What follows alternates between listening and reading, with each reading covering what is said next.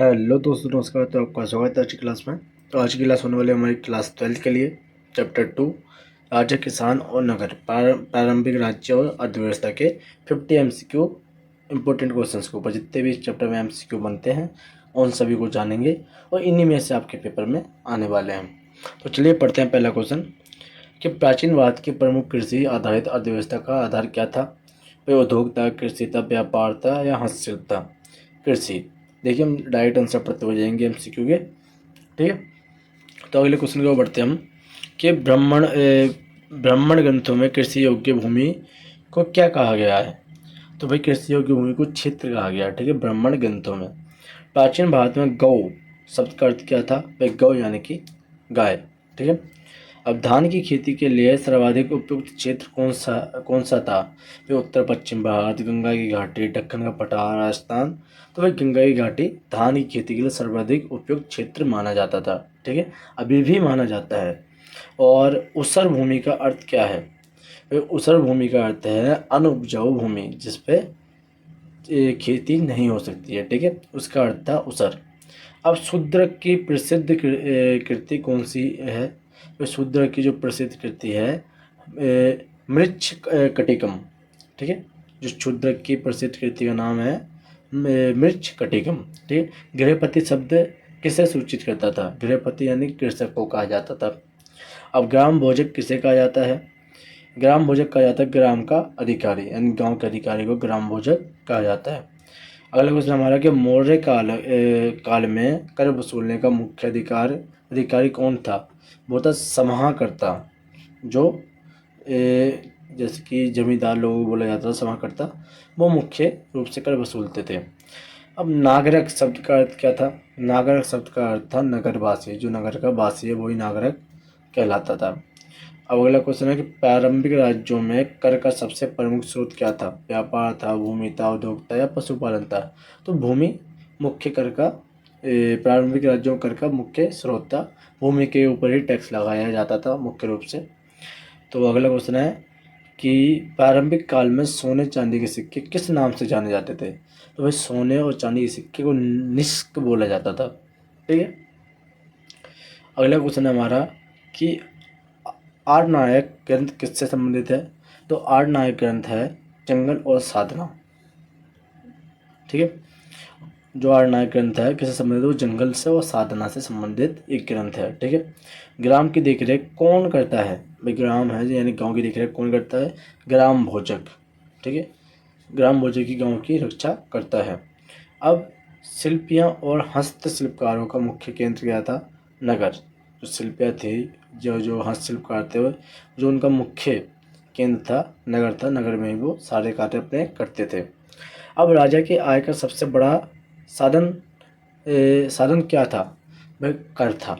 जो मुख्य आय राजा की आती थी वो टैक्स ही था। अब वर्तमान में देख लो, जो सरकार का मुख्य आय का साधन है वो टैक्स ही है। टैक्स के जरिए ही सरकार चलती है।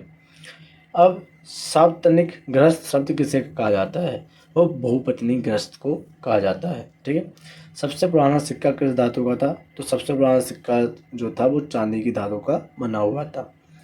अब अगला क्वेश्चन है व्यापारियों का संगठन क्या कहलाता है। तो दोस्तों व्यापारियों का संगठन गिल्ड कहलाता है। ठीक है, नगर में व्यापारियों का प्रमुख नगर कौन सा था। इन नगरों में व्यापारियों का सबसे प्रमुख नगर था बर्ग। नगरों में व्यापारियों का सबसे प्रमुख वर्ग क्या था, वो था वर्ग वैश्य।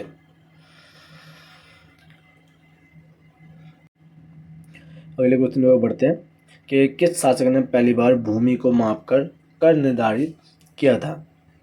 तो भाई शेरशाह ने सबसे पहले भूमि को नापकर कर निर्धारित किया था कि भूमि पर कितना कर लगाया जाएगा। अगला क्वेश्चन हमारा प्रारंभिक राज्यों में सबसे अधिक कर कौन देता था। तो भाई सबसे अधिक कर जो दिया जाता था वो किसानों के जरिए ही दिया जाता था। और हमारा अगला क्वेश्चन है कि शिल्प कला का प्रमुख केंद्र कौन सा नगर था। तो शिल्प कला का सबसे प्रमुख केंद्र था पाटलिपुत्र। यहाँ पर शिल्पकारी की जाती थी। अब शिल्पकारों का दूसरा नाम क्या था। तो शिल्पकारों का दूसरा नाम था कर्मकार, जो अपने कर्म को करते हैं यानी कार्य को करते हैं। अगला क्वेश्चन है कि प्राचीन भारत में नगरीय जीवन का मुख्य केंद्र क्या था। भाई जो प्राचीन भारत था उसमें जो है नगरीय जीवन था उसका मुख्य केंद्र किसे माना जाता है, बाजार को माना जाता है, मार्केट को। ठीक है। शिल्पी अपने संगठन को क्या कहते हैं, शिल्पी अपने संगठन को निगम कहते हैं। ठीक है। इसी से नगर निगम बना था। अब अलूवियल मिट्टी सर्वाधिक उपयुक्त है किस लिए, धान के लिए। और अगला क्वेश्चन है किस ग्रंथ में शिल्पियों और व्यापारियों का उल्लेख किया गया है, तो अर्थशास्त्र के ग्रंथ में भाई ये शिल्पियों और व्यापारियों का उल्लेख मिलता है। अब प्रारंभिक काल में नगर सेठ किसे कहा जाता था, तो प्रारंभिक काल में नगर सेठ प्रमुख व्यापारियों ने बड़े व्यापारियों को कहा जाता था। सूदखोर का कार्य क्या था, भाई सूदखोर का कार्य था ऋण देना। और हाट शब्द से आपका क्या तात्पर्य है, जो हाट शब्द है उसका मीनिंग क्या है, मीनिंग है उसका मेला यानी साप्ताहिक बाजार, हाट यानी कि बाजार। प्राचीन नगरों में सबसे बड़ी इमारत प्राय किसकी होती थी, तो सबसे बड़ी जो इमारत थी वो मंदिर की हुआ करती थी। तो अगला क्वेश्चन हमारा कि सबसे पहला नगर किसे कहा जाता था, तो सबसे पहला नगर था हमारा मोहनजोदाड़ो। ठीक है। कर न देने वाले कृषक को क्या कहा जाता था, कर न देने वाले कृषक को दस्यु कहा जाता था, दस्यु जो कर टैक्स नहीं भरते थे। ठीक है। प्रारंभिक राज्यों में किसे सर्वोच्च स्थान प्राप्त था, तो प्रारंभिक राज्यों में राजा को सर्वोपरि माना जाता था। निक्स किस धातु का सिक्का था, भाई निक्स सोने का सिक्का था। ठीक है। और प्रारंभिक सिक्के सबसे पुराने सिक्के कौन से थे, चांदी के। आंतरिक व्यापार का सबसे बड़ा साधन क्या था, जो आंतरिक व्यापार का सबसे बड़ा साधन था वो था बैलगाड़ी। सबसे पहले बैलगाड़ी से सारे काम किए जाते थे। तो अगला क्वेश्चन है कि मौर्य काल में प्रमुख नगर कौन सा था, तो अगला क्वेश्चन है हमारा कि किसान को भूमि पर जो कर देना पड़ता था उसे क्या कहते थे, उसे कहते थे दोस्तों लगान, लगान को ही कर बोला जाता था, टैक्स। तो नेक्स्ट क्वेश्चन है अपना अर्थशास्त्र किसे कहते हैं, किसने लिखा, तो अर्थशास्त्र लिखा था दोस्तों कौटिल्य ने। ठीक है। तो ये तो आपके ऑब्जेक्टिव टाइप क्वेश्चन थे एमसीक्यू।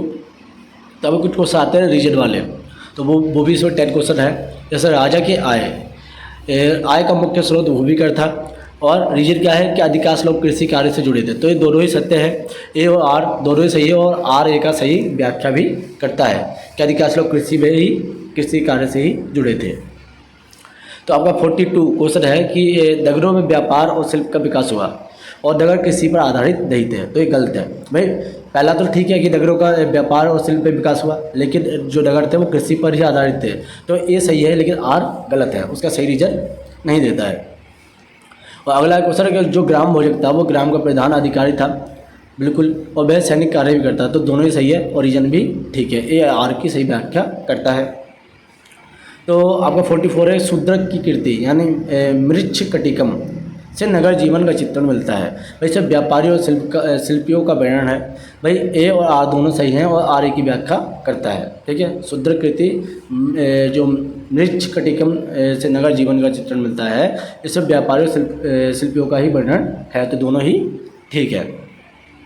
तो अगला है किसान कर चुकाने के लिए बाध्य था और कर देने वाले को दस्यु कहा जाता था। भाई ए और आर दोनों सही है और आर ए की स्पष्ट व्याख्या करता है। अगला क्वेश्चन कि प्रारंभिक राज्यों में व्यापारियों की स्थिति सर्वोच्च थी और रीजन क्या है कि उनके पास धन संपत्ति अधिक थी, तो भाई ये गलत है। भाई राज्यों की व्यापारियों की स्थिति सर्वोच्च नहीं थी, लेकिन उनके पास धन संपत्ति अधिक थी। ठीक है। 47 है कौटिल्य ने अर्थशास्त्र की रचना की। भाई इसमें प्रशासन कर और अर्थव्यवस्था की चर्चा है, तो ए और आर दोनों सही है तथा आर ए की सही व्याख्या करता है। तो 48 पे पहुँचते हैं। तो 48 के शिल्पकार को कर्मकार कहा जाता था और वे अपने नियम का गिल्ड बनाते थे। तो इसमें ए और आर दोनों ही सही है। शिल्पकार कर्मकार कहा जाता था और वे नियम का गिल्ड बनाते थे। ठीक है। आपका 49 क्वेश्चन है कि मौर्य काल में पाटलिपुत्र प्रमुख नगर था और यह राजनीतिक और आर्थिक दृष्टि से महत्वपूर्ण था। जो भाई मौर्य काल था वो मौर्य काल में पाटलिपुत्र मुख्य नगर माना जाता था और ये राजनीतिक और आर्थिक दृष्टि से महत्वपूर्ण भी था क्योंकि सारे राजनीतिक कार्य और आर्थिक कार्य इसी के अंदर किए जाते थे। तो दोनों ही आपके ठीक है और आर एक की सही व्याख्या भी करता है। अब अगला क्या है कि प्राचीन भारत सिक्कों का प्रयोग केवल धार्मिक कार्यों में होता था और लोग वस्तु विनिमय को प्राथमिकता देते थे। भाई ये गलत है और आर भी गलत है। भाई वस्तु विनिमय को प्राथमिकता नहीं देते थे। ठीक है, प्राचीन भारत सिक्कों का प्रयोग केवल धार्मिक कार्यों के नहीं अन्य कार्यों के लिए भी किया जाता था। तो ये तो आपके 50 क्वेश्चन थे। ठीक है, रीजनिंग वाले भी थे और मल्टीपल चॉइस भी थे। तो ऐसे ही और भी सभी चैप्टर के आपको मल्टीपल चॉइस और रीजनिंग वाले क्वेश्चन मिल जाएंगे। तो आपको अगर वीडियो अच्छी लगे तो आप लाइक करें, सब्सक्राइब करें और अपने दोस्तों को शेयर भी करें। Thank you.